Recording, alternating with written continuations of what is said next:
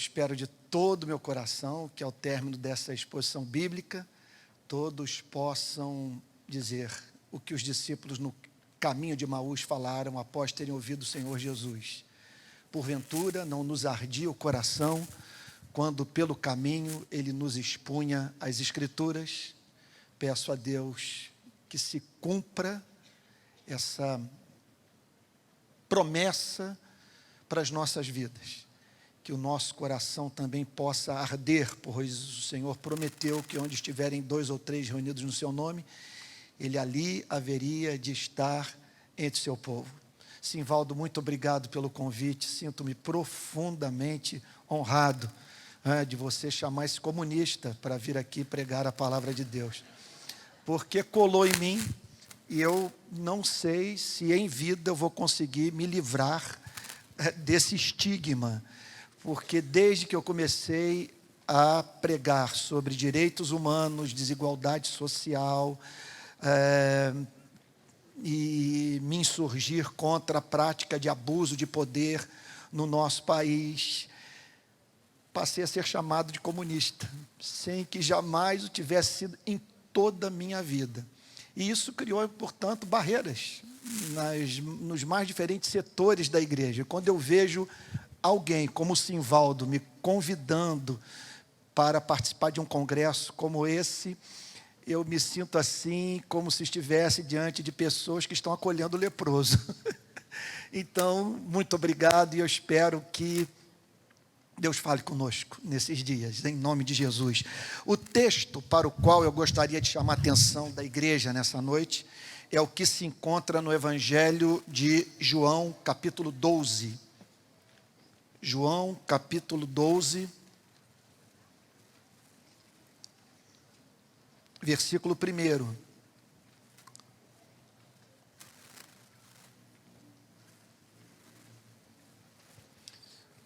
O meu desejo é o de nós buscarmos juntos uma harmonia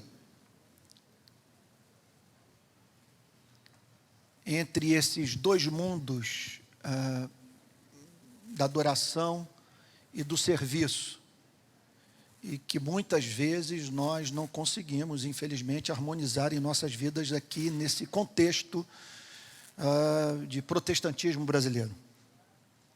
Diz assim a Bíblia: 6 dias antes da Páscoa, Jesus foi para Betânia, onde estava Lázaro, a quem ele tinha ressuscitado dentre os mortos.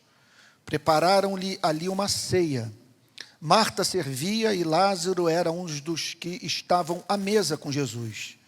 Então Maria, pegando um frasco de perfume de nardo puro, muito precioso, ungiu os pés de Jesus, os enxugou com os seus cabelos. E toda a casa se encheu com o cheiro do perfume. Mas Judas Iscariotes, um dos seus discípulos, aquele que estava para trair Jesus, disse: por que este perfume não foi vendido por 300 denários e o valor não foi dado aos pobres? Ele disse isso não porque se preocupava com os pobres, mas porque era ladrão e, tendo a bolsa do dinheiro, tirava o que era colocado nela. Mas Jesus disse: deixe-a, que ela guarde isto para o dia do meu sepultamento, porque os pobres estão sempre com vocês, mas a mim vocês nem sempre terão.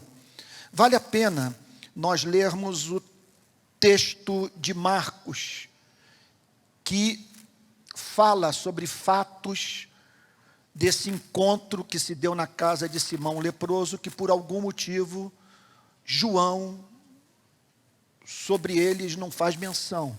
Marcos capítulo 14, por favor. Peço que os irmãos abram a Bíblia em Marcos capítulo 14, versículo 3. Diz assim a Bíblia: quando Jesus estava em Betânia fazendo uma refeição na casa de Simão, o leproso, veio uma mulher trazendo um frasco feito de alabastro com um perfume muito valioso de nardo puro. E quebrando o frasco, derramou perfume sobre a cabeça de Jesus. Alguns dos que estavam ali ficaram indignados e diziam entre si: para que este desperdício de perfume? Este perfume poderia ter sido vendido por mais de 300 denários para ser dado aos pobres. E murmuravam contra ela, mas Jesus disse: deixem a mulher em paz, porque vocês a estão incomodando.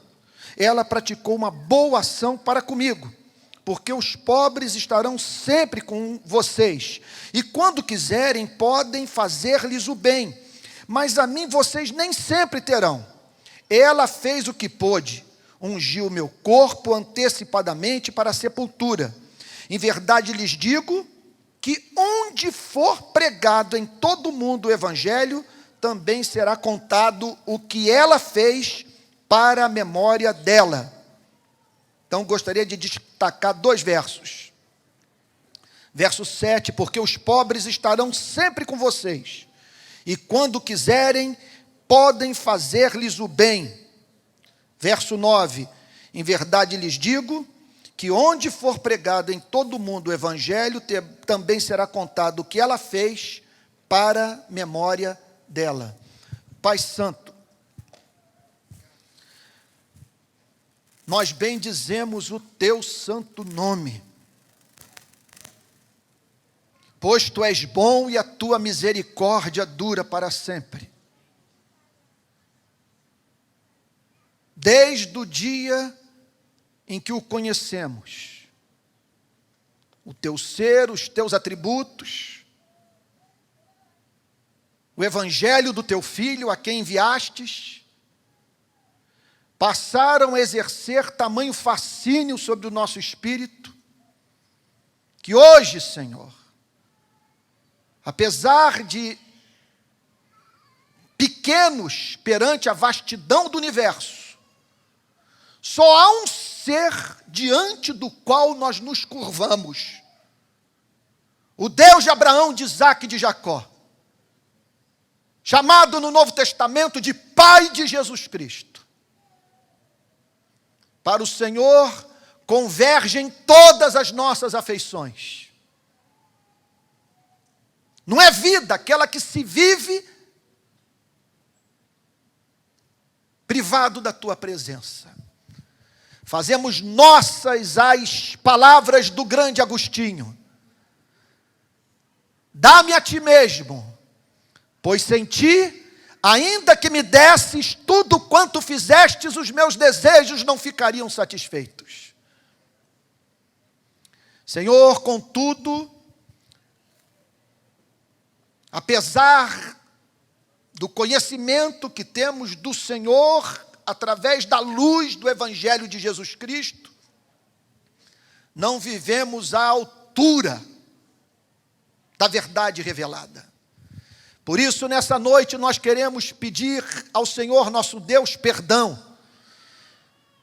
Perdão pelos pecados de omissão. Perdão pelos pecados de comissão. Queremos nessa noite até mesmo nos arrepender do nosso arrependimento. E pedir que tu nos absolvas das faltas que nos são ocultas. E agora, Senhor, que estamos aqui reunidos para ouvir a tua palavra, que aconteça algo estranho nesse culto. Que os nossos corações sejam estranhamente aquecidos pela tua graça. Que haja transcendência, plena certeza de que o Espírito do Senhor Jesus está entre nós.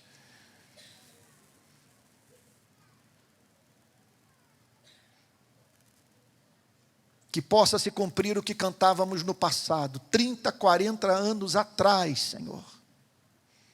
Quando dizíamos: nesta noite feliz, neste santo lugar, eu marquei o encontro com Deus. E tudo que nós queremos, Senhor, é sair daqui com o coração tomado de amor por Jesus. Não queremos ouro nem prata. Queremos, Senhor, te adorar em espírito e verdade. O amar e amar a tudo que o Senhor ama. Cerca a igreja com os teus anjos, Senhor. Oferece-nos proteção espiritual, de maneira que haja também espírito de sabedoria entre nós, que muita luz seja lançada sobre o texto, de maneira que percebamos a sua excelência, Senhor. Em nome de Jesus. Amém.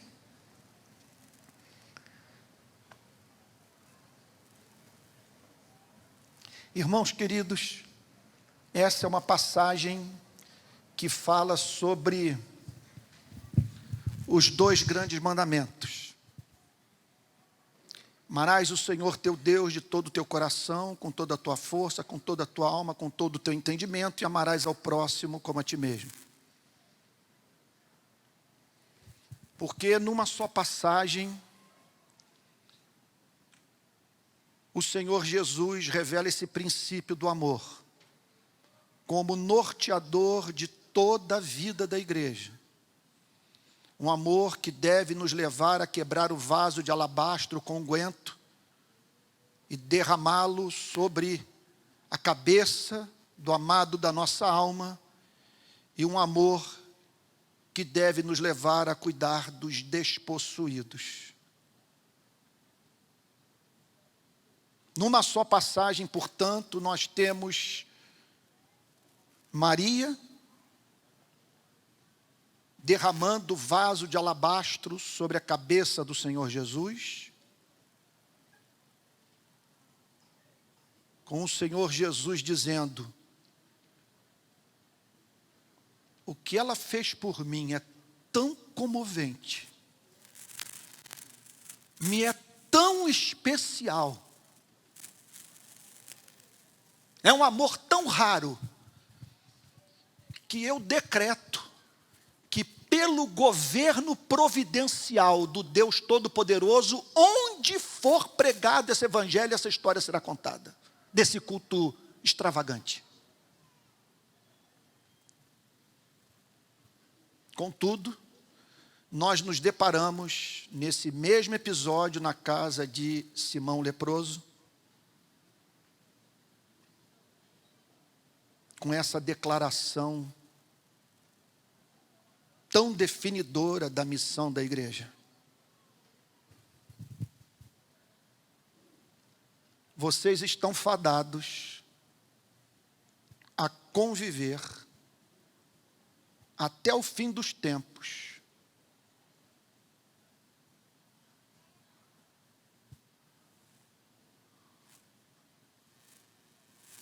com gente que vive em estado de privação, exclusão e vulnerabilidade.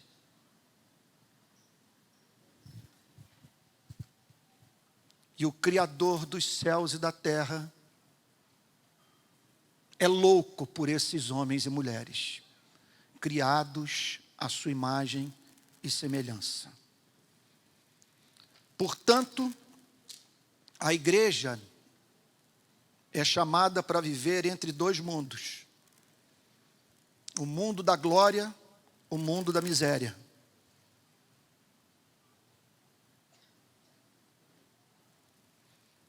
O mundo da revelação da majestade de Deus em nosso Senhor e Salvador Jesus Cristo, e o mundo da manifestação das injustiças causadas pela queda na vida de homens e mulheres criados à imagem e semelhança de Deus. E a importância desse texto é que ele nos chama a atenção para o fato de que nós devemos aprender a transitar entre esses 2 mundos. É meu desejo, sendo assim, nessa noite, em falar sobre a natureza da adoração evangélica e a natureza do amor ao próximo mediado pelo evangelho. Aqui nós vemos, portanto, você e eu, nós que somos discípulos de Jesus Cristo, sendo chamados a amar. Amar ao Deus que está em Cristo e amar ao que foi criado à imagem e semelhança de Deus, e que, contudo, encontra-se privado de expressar na sua plenitude as insígnias do seu Criador. Qual é a natureza da verdadeira adoração? Permitam-me lhes falar, antes de mais nada, sobre a importância desse tema.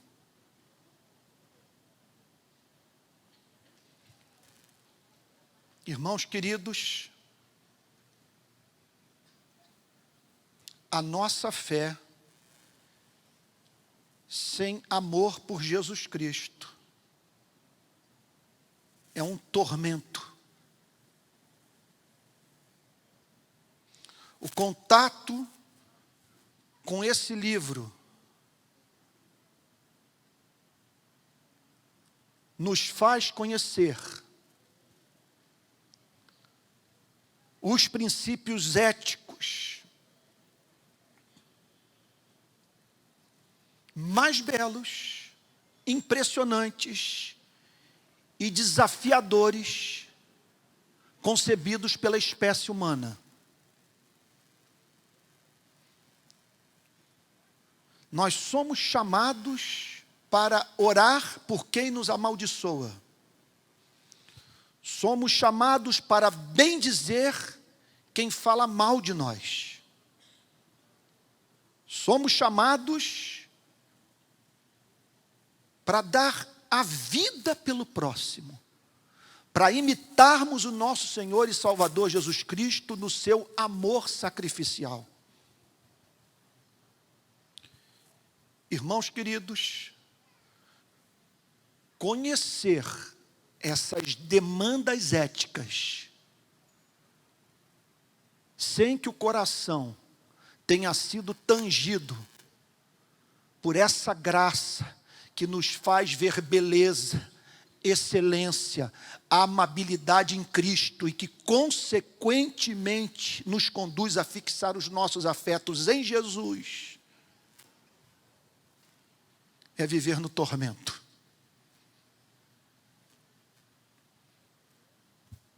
É uma igreja como essa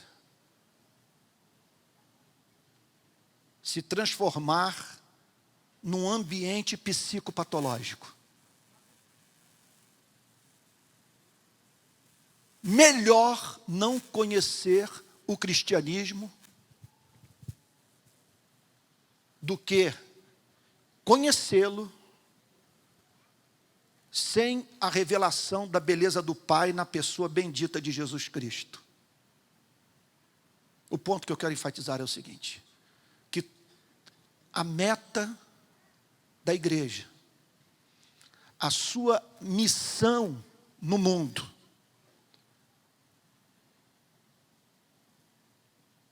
e não apenas isso, a maior obsessão da sua e da minha vida, deveriam se constituir na busca pela reedição em nossas vidas do amor de Jacó por Raquel.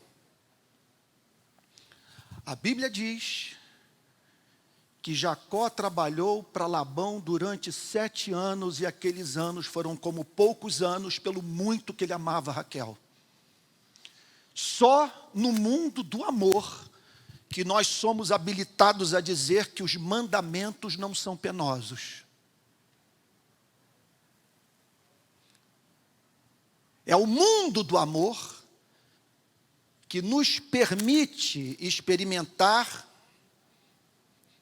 a grande força propulsora da santidade de vida, que os puritanos costumavam chamar de o poder expulsivo de um novo amor. É um amor que vem e que expulsa as demais paixões e torna o comportamento do cristão espontâneo e a ética inevitável. Você é levado a dizer: um homem que conheceu o que eu conheci, quem teve contato com o Criador de Andrômeda, revelado do seu único filho, não tem outra alternativa de vida senão viver para fazer Deus sorrir. Outro dia, alguém me falou de uma moça que percorreu várias igrejas de São Paulo e que, após a sua peregrinação espiritual, foi levada a dizer: eu não tenho nenhum motivo para amar Jesus Cristo. Não vejo sentido nesse amor. Ele não exerce atração sobre o meu espírito. Esses dias um filho me disse que conversou com uma amiga que está frequentando uma igreja no Rio de Janeiro que se tornou ultra fundamentalista e que virou-se para ele e disse: eu frequento essa igreja, eu estou há 1 ano sem sexo, mas não vejo nenhum sentido nisso.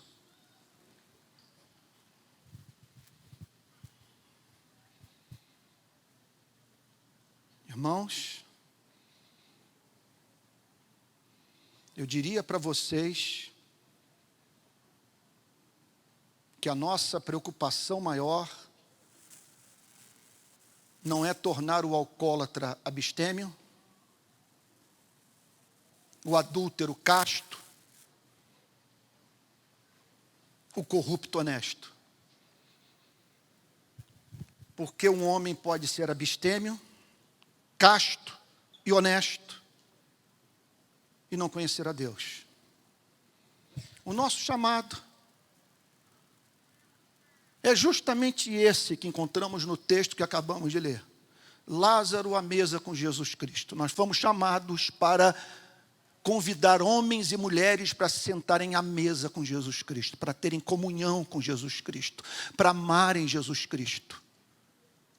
Então, em nome do Senhor Jesus, para que nós não estejamos enviando pessoas para sanatórios psiquiátricos, para que as nossas igrejas não se transformem em usina de neurose, tratemos de trabalhar duro para apresentarmos a beleza de Cristo, as excelências de Cristo, a fim de que homens e mulheres se afeiçoem por Jesus Cristo.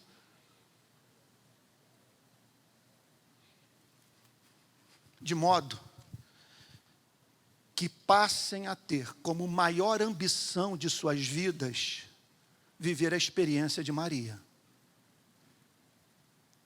Aqui nós vemos a manifestação da adoração evangélica. O que é adoração evangélica? É a adoração mediada pela luz do Evangelho.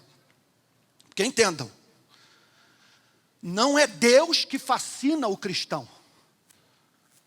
Concordo com C.S. Lewis quando ele diz: não é a palavra Deus que resolve os nossos problemas. O que nos fascina, o que nos traz a esperança é o Deus revelado em nosso Senhor e Salvador Jesus Cristo no seu Evangelho.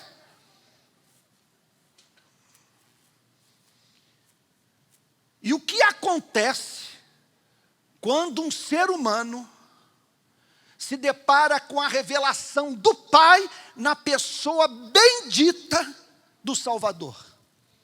Diz o texto que o homem é levado em primeiro lugar a oferecer o melhor. Caramba, me veio um desejo de falar alguma coisa aqui, numa língua que eu nunca estudei, de tanto gozo que eu estou sentindo no meu coração por pensar nesses assuntos. Que bênção ser ministro do Evangelho. E poder, numa noite como essa, pregar para vocês e pregar para mim mesmo. Ela pegou o perfume de nardo puro importado lá do Oriente, cujo valor equivalia a 1 ano de trabalho, e derramou sobre a cabeça do nosso Senhor e Salvador Jesus Cristo. Meu Pai, se há alguém a quem você deve invejar na vida, essa mulher, o que ela viu? O que ela sentiu? Não há mínima dúvida que esse louvor jamais teria se manifestado se ela não percebesse que encontrou em Cristo muito mais do que tudo quanto um dia procurou na vida. Aliás, eu abro um parênteses aqui para dizer o seguinte: uma mulher como essa tinha que participar do conselho de qualquer igreja local. Com essa percepção espiritual, é claro que uma mulher como essa tem que ter espaço para pregar o evangelho nas nossas igrejas, falar nos congressos, dar aula na escola dominical, e as nossas igrejas estão cheias de mulheres encantadoras assim.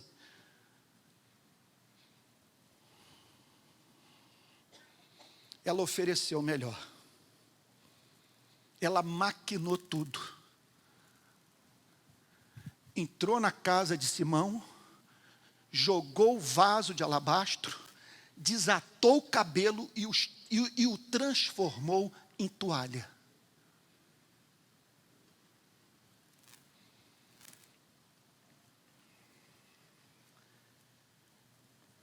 Permita-me dizer algo. Não derrame o perfume contido no vaso de alabastro da sua vida sobre o que é criatura, sobre sua profissão, sobre sua ideologia política, sobre o seu cônjuge. Só um no universo é digno de receber essa espécie de adoração. Percebe-se nessa passagem, em conexão a isso, que a verdadeira adoração tem sua sede no coração. Que nós não podemos nos dar por satisfeitos, tanto do ponto de vista da nossa relação com Deus, quanto do ponto de vista da nossa missão do mundo, com homem e mulher, decorando doutrina, conhecendo os nossos artigos de fé, tornando-se assim versados em teologia. Não podemos nos esquecer jamais que os demônios conhecem teologia.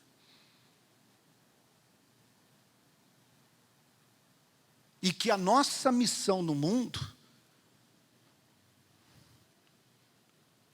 a meta apologética, não é tão somente levar pessoas a acreditarem nas verdades do Evangelho. Porque uma coisa é você acreditar no conteúdo do Antigo e do Novo Testamento. Outra é você experimentar fascínio pelo Criador único dos céus e da terra. Portanto, nossa meta de vida, que deveria condicionar a nossa missão no mundo, é provar da vida de Deus na alma. Usando as palavras do grande Jonathan Edwards, sentir a doçura do mel. Ter essa experiência estética com o Deus Criador dos céus e da terra.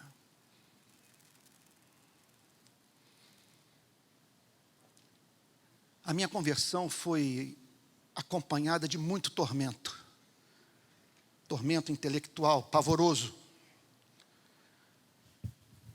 Eu havia compreendido o suficiente do cristianismo para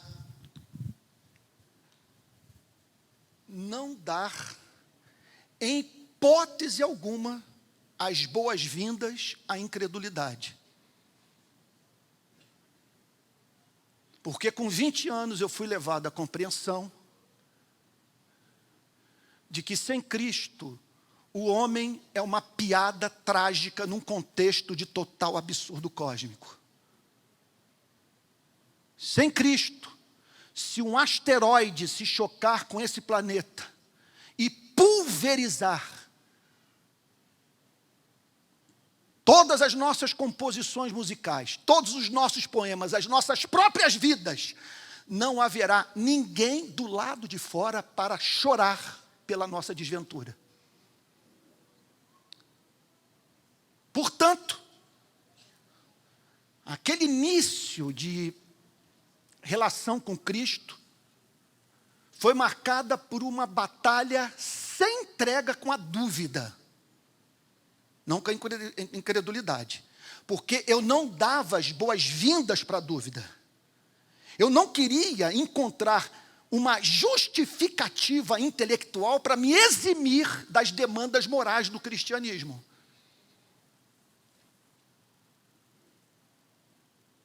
Eu desejava andar pelo caminho estreito, por mais custoso que se ele me configurasse, mas desde que eu fosse levado à convicção que Jesus Cristo venceu a morte, que tudo é verdade. E que minha fé está estribada na realidade, que o cristianismo descreve a realidade. Portanto, naqueles dias,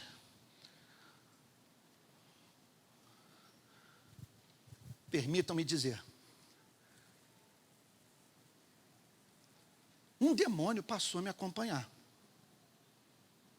que acabou virando, se transformando numa companhia pela qual eu sou eternamente grato ao governo providencial de Deus. E até hoje eu não sei por que gastou tanto tempo comigo. Porque à medida que as dúvidas emergiam, eu me desesperava por desejo por Cristo. E as dúvidas me levaram a estudar apologética, a ler os clássicos, a subir as montanhas de Arraial do Cabo com os irmãos pentecostais da Assembleia de Deus para buscar a glória de Deus. E orava manhã, tarde e noite. Meu período no seminário, meu primeiro ano de seminário teológico, eu tinha aquilo que é chamado de joelho de camelo. De tantas horas gastas de joelho para ter uma experiência com o Criador Todo-Poderoso que dissipasse minhas dúvidas. Mas um dia, ó que dia, eu estava na Praia Grande, em Arraial do Cabo. Me lembro até hoje que eu havia me dirigido na direção do Pontal da Atalaia para Saquarema, e depois voltei na direção do Pontal da Atalaia. Eu não vou dizer para vocês que eu tive uma visão, porque presbiteriano não tem visão. A gente só pensa. Quando a gente tem uma experiência mística, a gente é levado a dizer, bom, fui levado a pensar, conjecturei. Pois bem, e o que me ocorreu? Tomado de dúvidas, eu vi Cristo crucificado. Eu não vi Cristo crucificado como eu estou vendo vocês. Os céus não se abriram. Eu não vi Cristo com um olhar maternal, olhando para mim e dizendo, Antônio, eu te amo. Não vi nada disso. Essa não foi minha experiência. O que eu estou querendo ressaltar é que a crucificação se tornou muito concreta para mim. E que pela primeira vez na minha vida eu fui levado a considerá-la numa extensão que jamais ocorrera à minha mente. Quando me veio ao coração, ao meu ser integral, a cena da crucificação, eu pensei, meu Deus, não há história mais linda no universo do que essa. Esse caso de amor que Deus tem com os seres humanos, a ponto de enviar o seu único filho para redimi-los dos seus pecados. E ali então eu vi a justiça e o amor se beijando. O perdão se manifestando, mas de um modo justo. Com Deus desviando sua ira da humanidade e trazendo-a para si mesmo, punindo na pessoa bendita de Jesus Cristo os seus e os meus pecados. E aí eu pensei, se isso não for verdadeiro, eu jamais serei curado da frustração de não poder adorar um Deus que a si mesmo se entregou por mim. Eu tive uma experiência estética. De repente eu vi esse ser que os teólogos chamam de único, infinito, imutável, eterno, perfeito no seu ser e nos seus atributos. Me deparei, portanto, com esse ser único, autoexistente, imutável, infinito. Pare para pensar nisso. Que há um ser no universo que é único, infinito, perfeito em todas as suas virtudes, em todo o seu ser, imutável, o tempo não põe rugas na sua face, e autoexistente. Agora vamos somar a esses 4 atributos: unicidade, infinidade, autoexistência, imutabilidade, doçura, lealdade, justiça, longanimidade, graça. O que o cristianismo declara é que esse ser existe e que ele pensa, que ele sente e que ele delibera. Pare para pensar nisso. O cristianismo declara que esse ser é real e que nós fomos criados para amá-lo, para viver para o seu louvor. Contudo, o Evangelho acrescenta a essa teologia o Evangelho. Que esse ser único, imutável, infinito, autoexistente, justo, verdadeiro, infinitamente sábio, santo, santo, santo, no tempo e no espaço, enviou o seu único Filho para ser triturado pelos nossos pecados. Estamos, portanto, diante de um quadro de perder o fôlego. Não há nada que possa competir com essa beleza. Por isso que Jesus falou para Satanás: ao Senhor teu Deus adorarás e só a Ele prestarás culto. Só me curvo diante de um no universo. Só um exige que meus joelhos se dobrem. Pois bem, onde que eu quero chegar?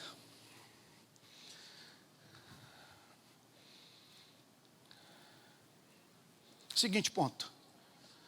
O que levou Maria a amar Jesus? Olha, exceto se eu estiver muito enganado acerca do funcionamento da minha alma,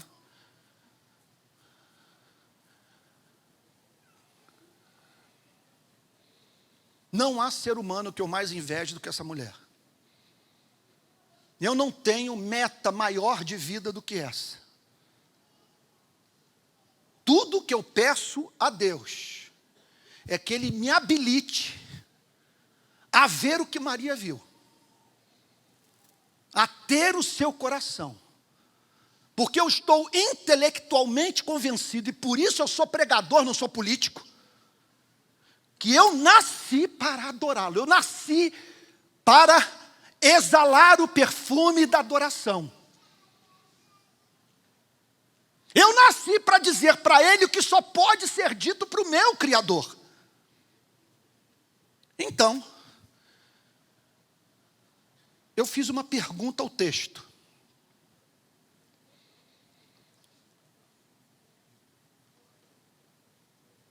Que indicações o Novo Testamento dá sobre esse culto prestado por Maria? Qual sua gênese?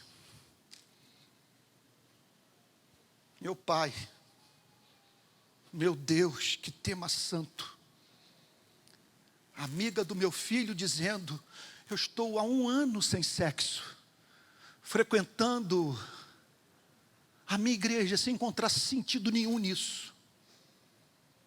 Uma outra dizendo que percorreu as igrejas de São Paulo e após ouvir a pregação chegou à conclusão que não tem motivo para amar a Jesus.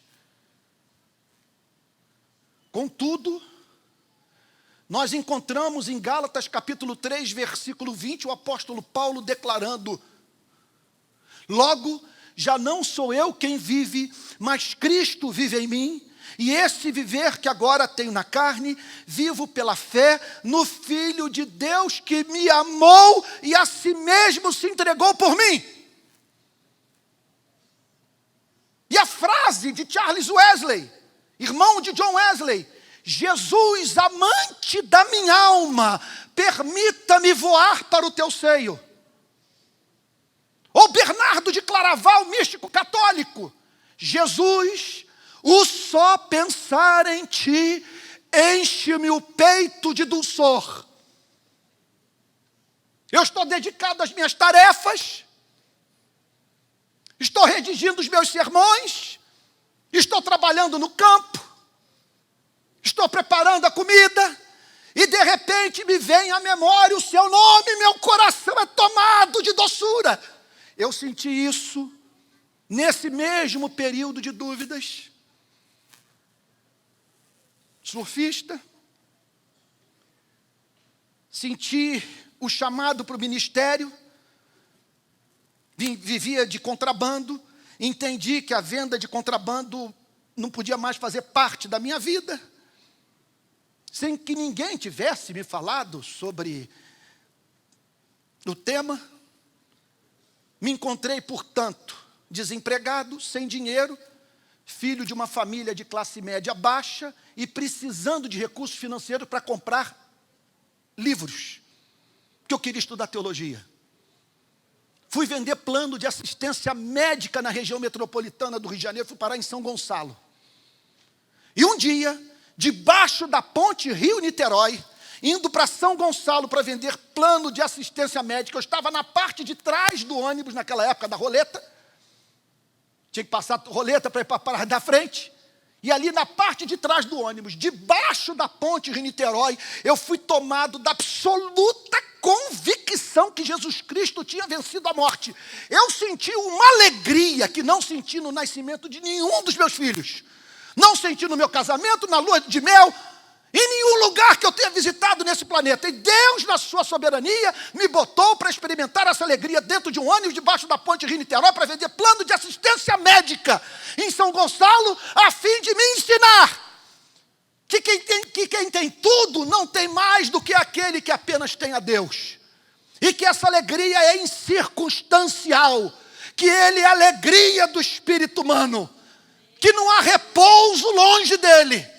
Que Agostinho estava certo quando disse no prólogo das suas confissões: tu nos fizestes para ti, e o nosso coração não encontra descanso enquanto não descansa em ti. Esses dias eu estava lendo histórias de calvinistas que foram batizados com o Espírito Santo. Porque a segunda bênção, no meio reformado, é tema de controvérsia. Tem calvinistas que creem na segunda bênção, tem calvinistas que não creem na segunda bênção. Só que os que creem são tão reconhecidos, tão respeitados, tão santos, tão cultos, que os que não creem, pelo menos respeitam. Porque eu estou falando de John Owen, eu estou falando de Thomas Goodwin, eu estou falando de John Flavel, eu estou falando de Martin Lloyd Jones. E eu li o relato do batismo com o Espírito Santo vivido pelo grande John Flavel. Ele diz que foi uma visitação tão poderosa, a presença de Cristo tão real, o céu tornado tão desejável para o seu coração, palavras de John Flavel, que ali ele contemplou o rosto amável da morte. Você já ouviu alguém falar assim sobre a morte? Contemplei o rosto amável da morte. Por quê? Porque a morte passou a ser vista por ele como o Jordão que o introduz na terra da promessa, da comunhão perfeita com o Criador, capaz de prescindir de fé e de esperança, uma vez que lá você estará diante daquele que se revelará aos redimidos face a face, de modo que ninguém mais verá por espelho. Portanto, irmãos, essa deveria ser a nossa obsessão, para que essa fé não nos enlouqueça. Esse livro é um livro terrível. Não o leia sem a proteção de Jesus Cristo. Não se aproxime desse livro sem a mediação de Jesus Cristo. E não tente praticar o cristianismo sem os motivos que levam os santos a assim o fazer. Daí a importância de nós procurarmos entender a alma de Maria.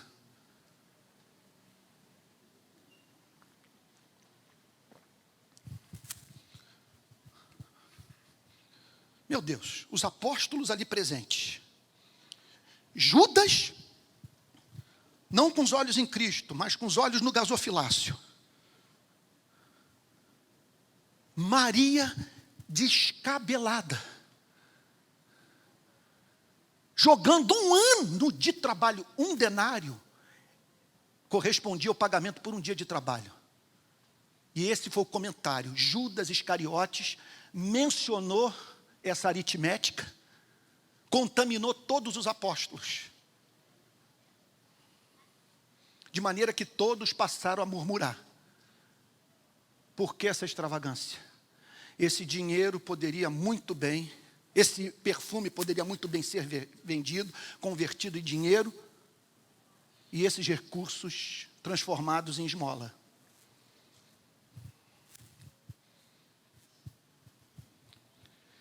Procurando entender essa adoração de Maria,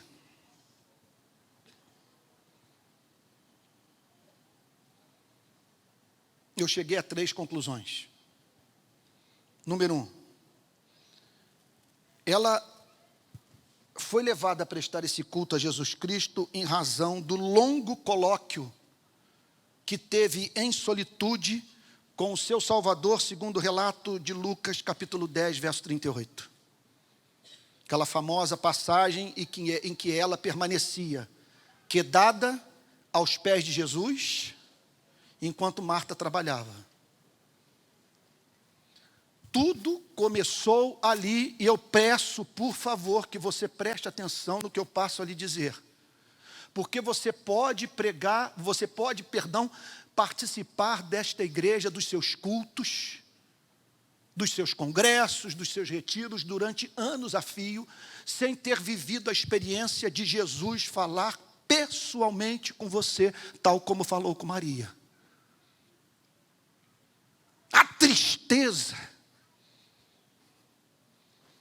é que a Bíblia não fala sobre o conteúdo dessa conversa.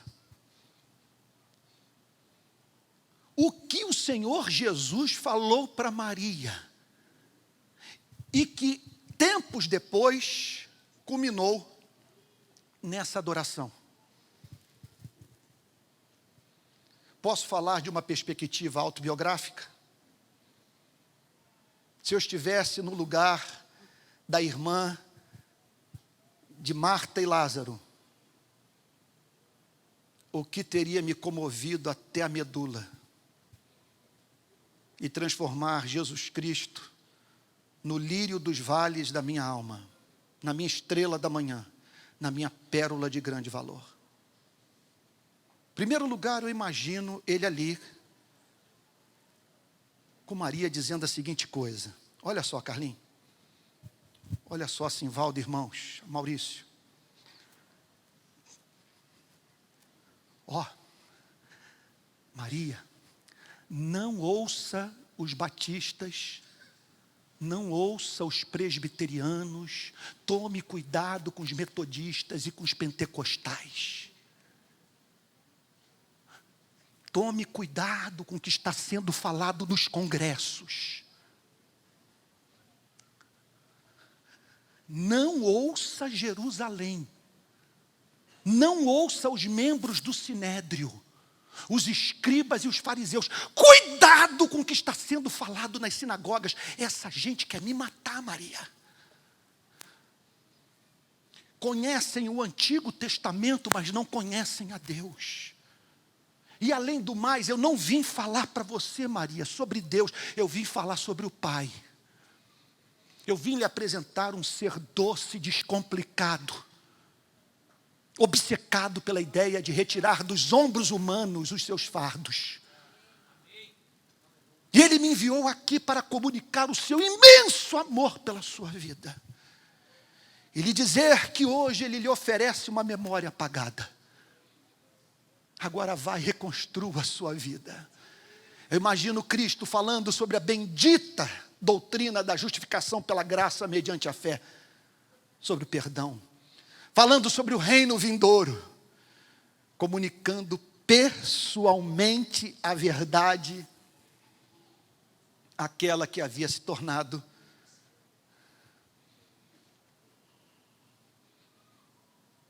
objeto do seu cuidado providencial, eternamente amada.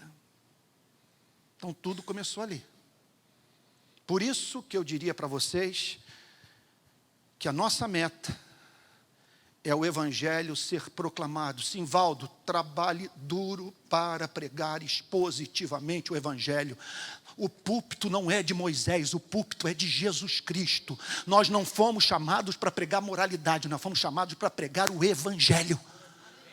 Nós apostamos no poder expulsivo de um novo amor gerado pelo Espírito Santo. Para nós, a lei não santifica. O que santifica é o Evangelho de Jesus Cristo, que emancipa a razão, que livra o espírito humano dos terrores do inferno, da lei, de Satanás, da consciência, da religião. Torna tudo suave, como diz Lutero. Uma vez, palavras do próprio Lutero, que essa justiça, mediante a qual nós somos considerados justos por Deus, cai do céu como a chuva. Recebemos sem que nada possamos fazer para alcançá-la. Cai sobre a nossa vida como a chuva. Portanto, pregação expositiva do Evangelho das Boas Novas. E de maneira que qualquer tema tratado do púlpito chegue ao Calvário, a Cristo crucificado e anunciando o amor de Deus que está no Salvador.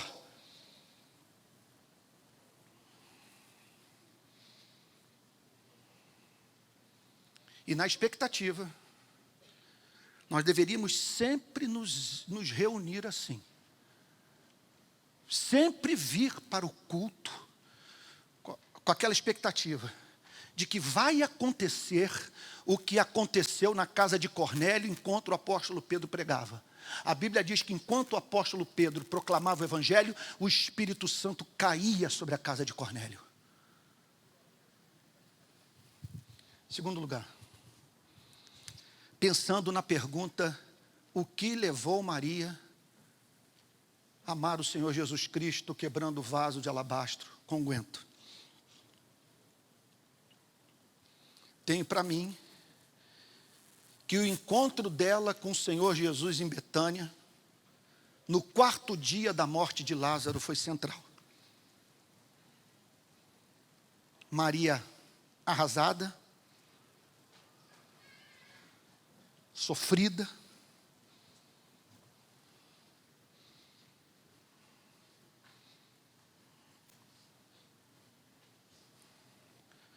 judeus haviam vindo de Jerusalém para consolá-la em Betânia.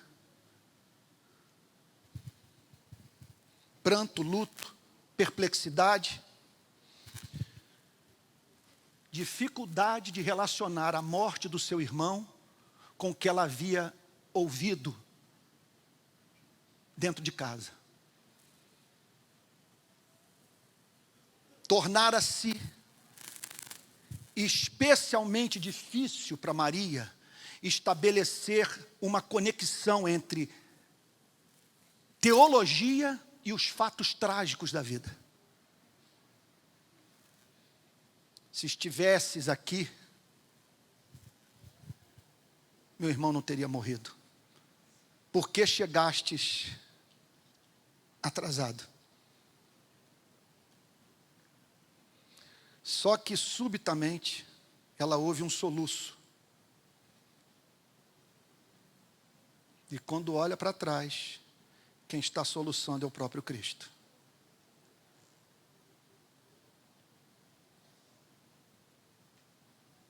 Irmãos queridos, não sei como que é com vocês, mas eu posso lhes dizer que eu só não sofri um burnout até agora. Não entrei numa crise de depressão. Não busquei tratamento psiquiátrico. Por causa desse pequeno versículo. Jesus chorou.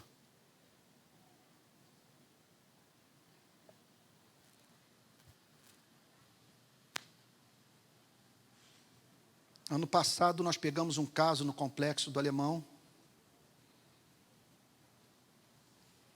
de uma família que estava descendo o morro, no exato momento em que os traficantes também o faziam, com policiais militares no sopé do Complexo do Alemão. Começa o tiroteio, um tiro de fuzil acerta a cabeça do seu filho de 2 anos. Essa senhora, a quem nós ajudamos, pega a massa encefálica do filho no chão, coloca de volta na cabeça, esperando, segundo disse para nós, que com isso ela pudesse ajudar o médico a salvar a vida do seu filho. Em que consiste o cristianismo, a obra da graça, na vida de um discípulo? Num processo ininterrupto de sensibilização, de humanização. À medida que você anda com o Senhor Jesus Cristo,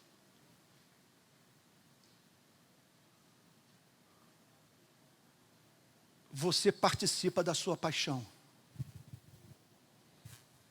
E sem o conhecimento experimental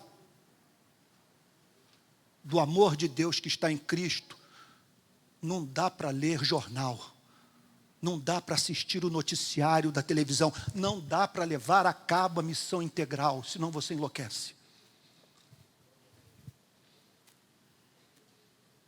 Essa semana agora, fiquei por conta do erro monumental praticado pelo Exército Brasileiro contra a vida de cidadãos da minha cidade. Metralharam com 80 tiros o carro de uma família, levando a óbito um pai, um marido. Eu vi no cemitério a esposa desse homem chorando como quem chora por um amor insubstituível. Ela encontrava no Evaldo um amor raro de se encontrar no relacionamento de uma mulher com um homem.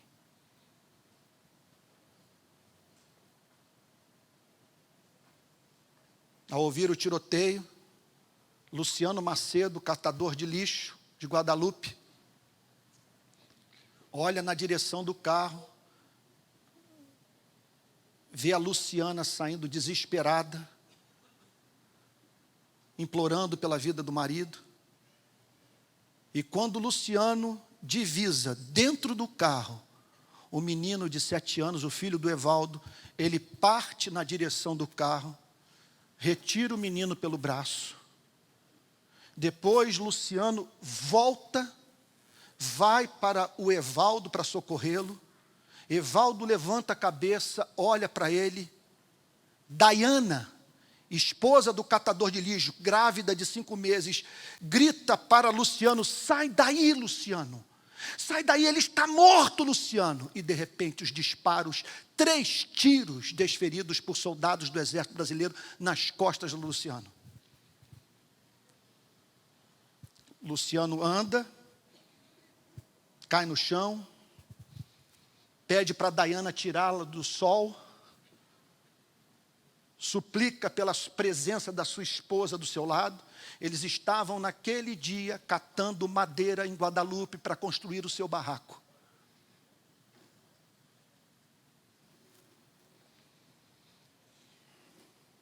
Luciano diz: fica do meu lado, Dayana.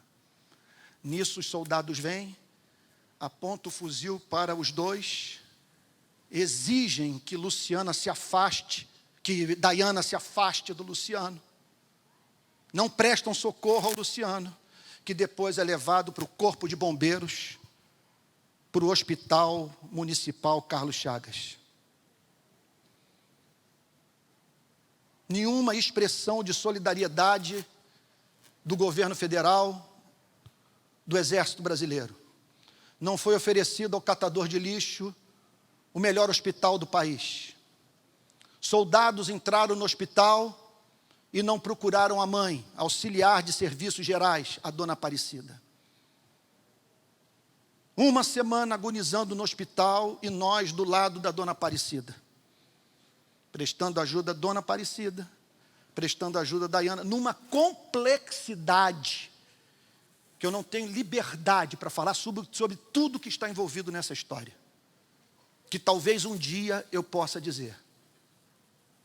Passamos parte da semana no Carlos Chagas, depois veio o anúncio da morte do Luciano, fomos para o IML, passamos quase que uma tarde inteira no IML, para no dia seguinte irmos para o cemitério do Caju, onde o Luciano foi enterrado.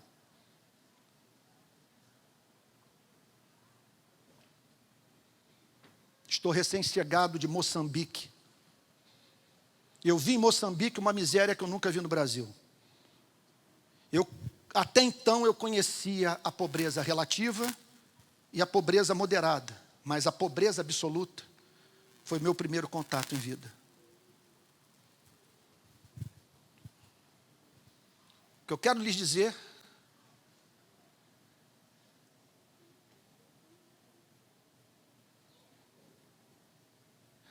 é que o grande teólogo inglês John Stott está certo quando ele declara a seguinte coisa: eu só acredito em Deus por causa da cruz. Porque na cruz, Deus não apenas justifica o pecador, mas justifica a si mesmo no mundo sofredor. O que eu quero lhes dizer, voltando a C.S. Lewis, não é a palavra Deus que nos consola, mas o Deus revelado por Jesus Cristo. Esse Deus que, quando assumiu a forma humana, foi encontrado derramando lágrimas de compaixão por gente a quem ele amava. Não há mínima dúvida que aquela lágrima derramada levou Maria a entrar na casa de Simão, o leproso, e derramar o vaso de alabastro com unguento sobre sua cabeça. sobre a cabeça do Senhor Jesus. Mas não apenas isso.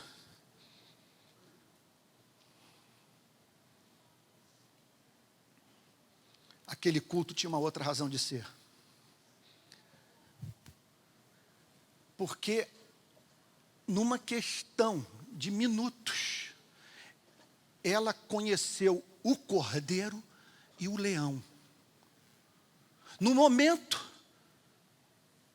ela vê Jesus Cristo revelando sua humanidade, ao seu lado, chorando o seu choro.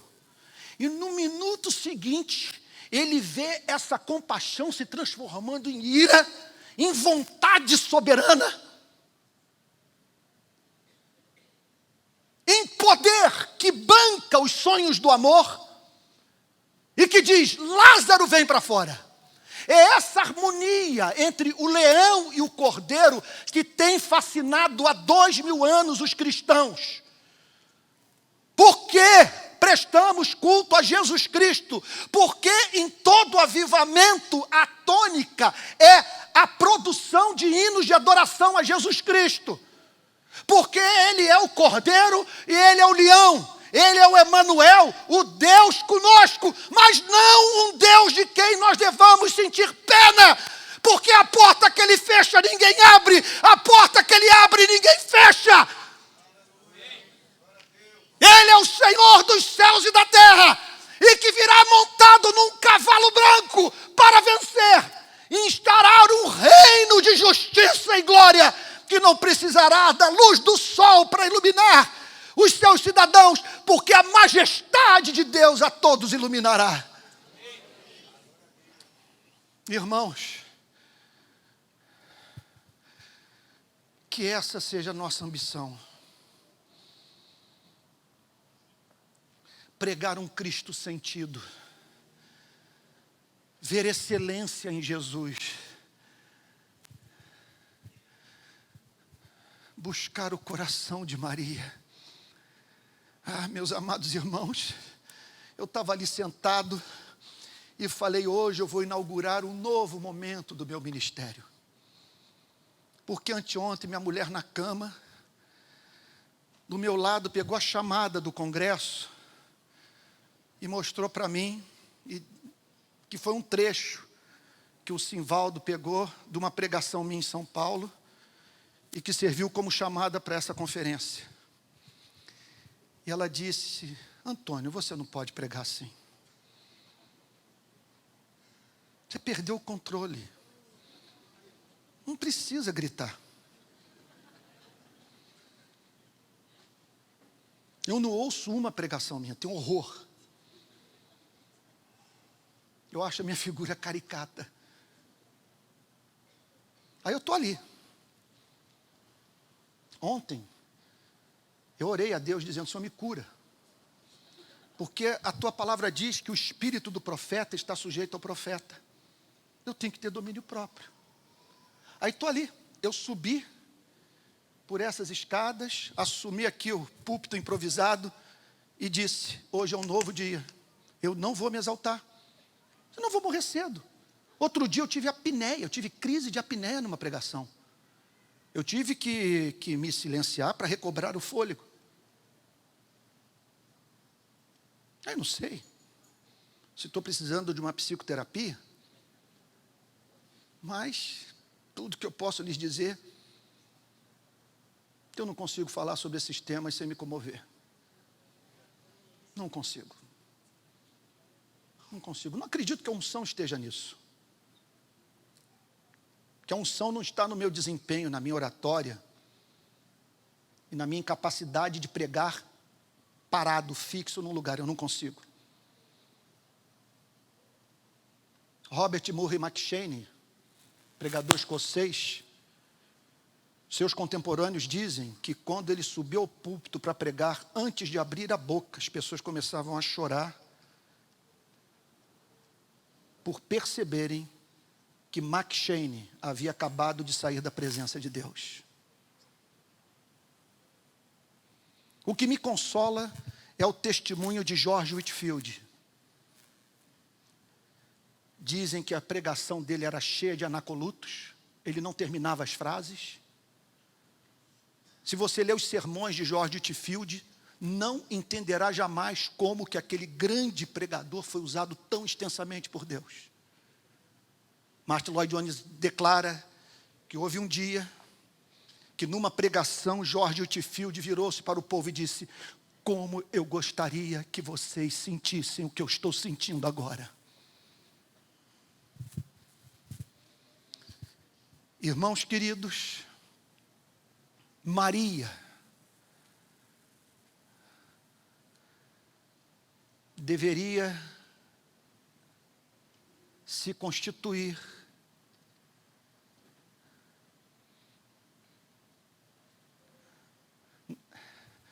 no desejo maior da nossa alma.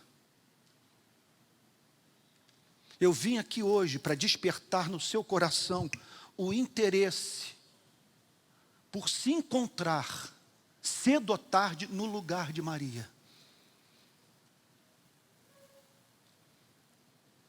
E não apenas isso. Para estimular os pastores aqui presentes, os missionários, os mestres, as lideranças de grupo pequeno, a pedirem a Deus graça para revelarem ao mundo as excelências de Jesus. Eu concluo dizendo a seguinte coisa. Voltando à experiência de Arraial do Cabo. Para mim, aquela experiência, sem ficar aqui de snobismo intelectual, foi uma experiência estética. Eu tive um contato com a beleza e a beleza me cativou. E se você me perguntar hoje por que você é cristão, entre outras respostas que eu poderia dar, essa vem em primeiro lugar. Eu tive um contato com o belo. E o belo me cativou. Tempos depois, me vem parar as mãos o livro Religious Affections, que agora foi traduzido para a língua portuguesa, escrito pelo grande pregador congregacional do século XVIII, Jonathan Edwards. E ele levanta uma questão intrigante. O que faz com que um homem, uma mulher, no campo missionário, ou seja, alguém que está recebendo a pregação do Evangelho através dos lábios de um missionário cristão, o que faz com que essa pessoa se converta? Ela não tem acesso a C.S. Lewis, a Francis Schaeffer, a Tomás de Aquino, a Santo Agostinho. Ela não pode estudar os tratados de apologética. Não teve acesso a essas informações. Não sabe nada sobre manuscritologia. Não sabe nada sobre arqueologia. O que faz, portanto, com que essa pessoa, com que esse indígena, seja levado à experiência de conversão mediante os esforços dos missionários cristãos no campo missionário? Resposta de Jonathan Edwards. Em razão da assistência que o Espírito Santo dá no momento da pregação, que faz com que aquele que está ouvindo o Evangelho pela primeira vez tenha um contato com a beleza de Cristo, com a beleza do caminho de salvação, com a beleza do Evangelho. Portanto, essa deve ser a nossa meta prioritária, levar as pessoas a se encantarem. E é a partir do encontro com esse amor mediado pelo Evangelho que nós vamos poder falar sobre a ética cristã sem neurotizar pessoas, porque estaremos pregando para uma congregação que na sua relação com Deus está experimentando o que Jacó experimentou por Raquel.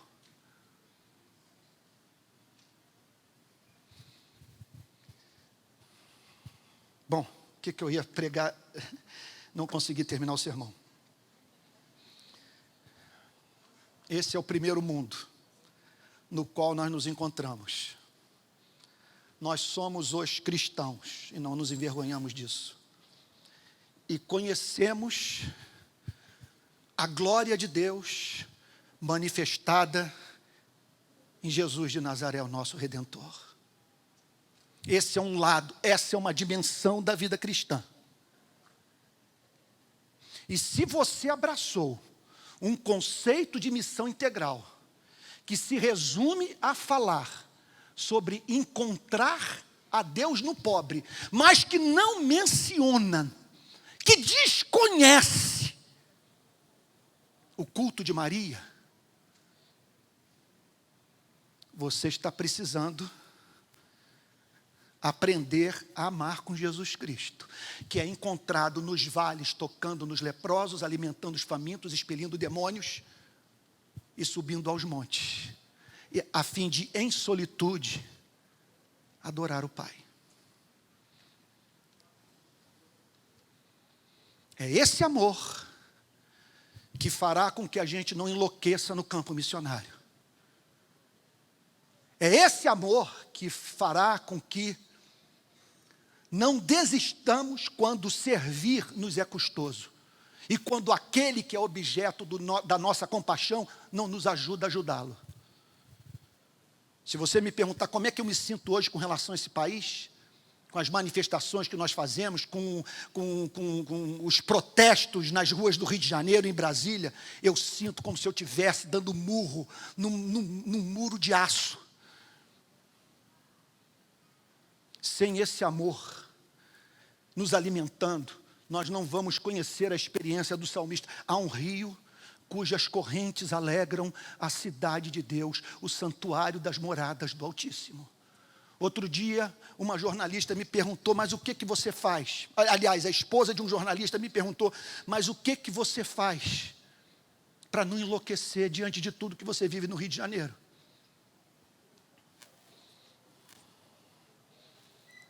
Vou morrer declarando que acordar entre as 4 e 5 horas da manhã, sem escovar os dentes, muitas vezes sem tomar o café, ligar o abajuzinho lá do meu quarto, ler as sagradas escrituras em espírito de oração, na esperança de encontrar o meu Salvador.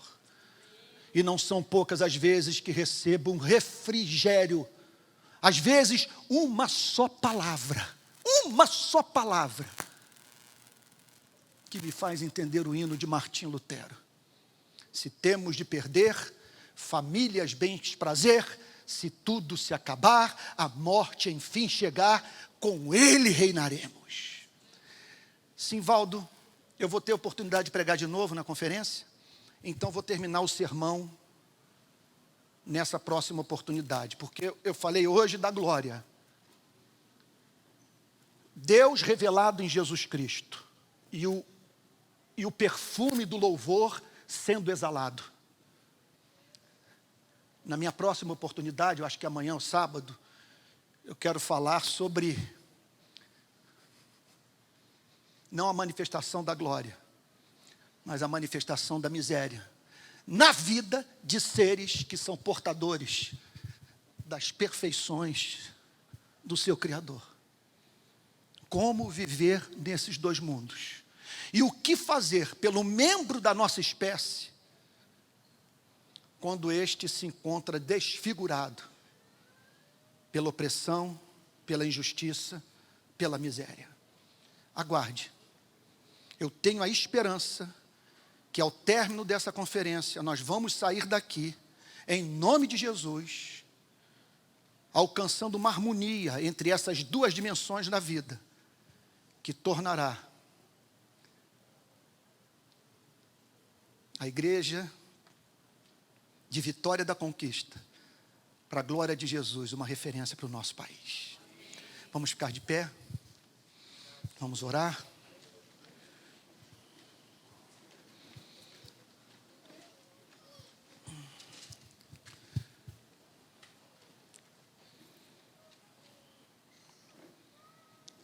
Irmão querido, há uma coisa agora que eu não posso fazer por você. Buscar-me-eis e me achareis quando me buscardes. Eu preguei. Espero ter sido claro. E agora cabe a você olhar para Maria e dizer: Senhor, eu quero saber o que essa mulher sentiu. Agora é chegado o momento de você se agarrar ao anjo do Senhor e dizer: não te deixarei ir se tu não me abençoares.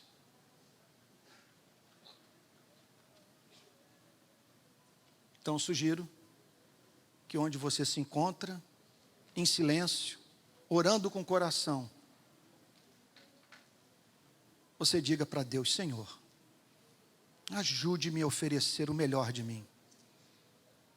Que esse óleo não seja derramado sobre ninguém, Senhor, exceto o meu Salvador. Que ninguém mais na minha vida seja objeto desse culto. Que esse louvor seja do coração, Senhor. E ajude-me a ouvir a Tua palavra pessoalmente. Ajude-me a conhecer a Tua compaixão, Tua lágrima de empatia. E saber que Tu não és Deus de quem eu deva sentir pena. Pois Tu podes, pelo Teu poder, realizar tudo aquilo que no Teu amor tensionas operar. Lázaro vem para fora. O cordeiro e o leão, numa única pessoa, revelados em toda a sua extensão e beleza. Fale para Jesus. Faz as escamas caírem dos meus olhos, para que eu contemple a Tua glória. Abra os olhos do meu coração, da minha alma. Ajude-me a sentir a doçura do mel.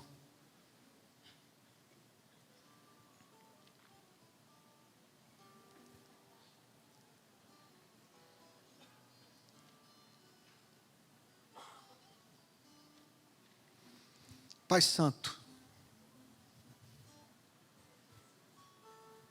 repetimos, não buscamos ouro e prata, porque Tu nos fizeste de uma tal maneira que nós não funcionamos bem quando estamos privados da Tua companhia.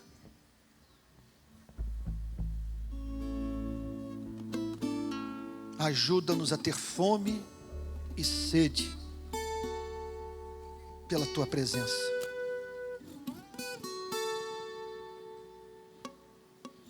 Ajude-nos, Senhor, a declarar: o pardal encontrou casa, a andorinha ninho para si, onde acolhe os Teus filhotes, mas eu, Teus altares, Senhor dos exércitos, Rei meu e Deus meu. Queremos, como Tomé, também cair aos Teus pés e dizer: Senhor meu e Deus meu. Jesus, não nos prive da Tua companhia.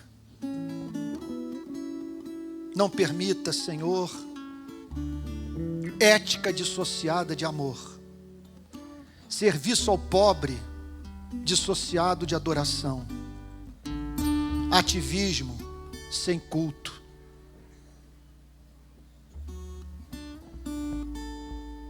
Ajuda-nos, Senhor, a provar desse amor que expulsa as paixões inferiores, que torna o comportamento livre, espontâneo e inevitável. Em nome de Jesus, amém.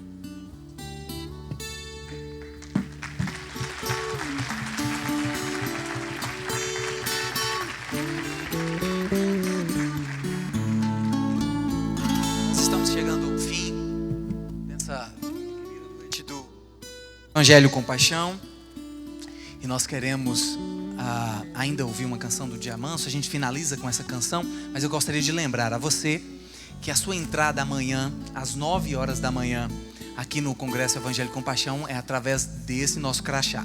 Não perca, não deixe de trazer, esteja em posse do seu crachá durante todo o tempo do congresso, ok? Amanhã nós começaremos às 9 horas da manhã, pontualmente às 9 horas da manhã, e gostaríamos que os irmãos estivessem presentes. Nós temos livros ali disponíveis, tanto do Antônio Carlos quanto também do pastor Carlinhos Queiroz, e eles também estarão disponíveis para autografar os livros, se assim os irmãos quiserem. Que Deus os abençoe. Uma excelente noite a todos.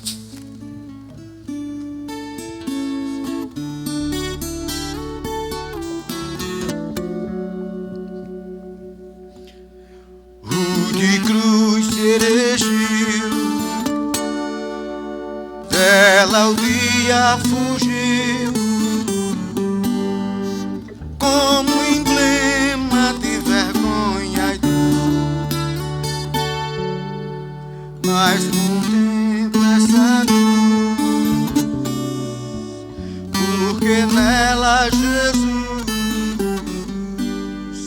deu a vida por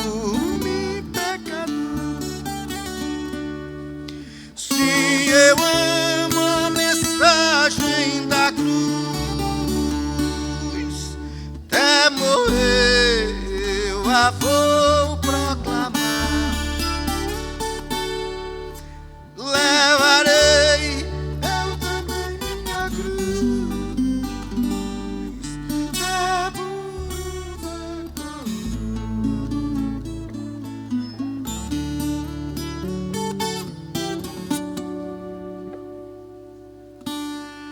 eu aqui com Jesus, último verso, a vergonha da cruz, quero sempre levar e sofrer. Cristo vem me buscar e com Ele no lar, sua glória pra sempre hei de ter. Se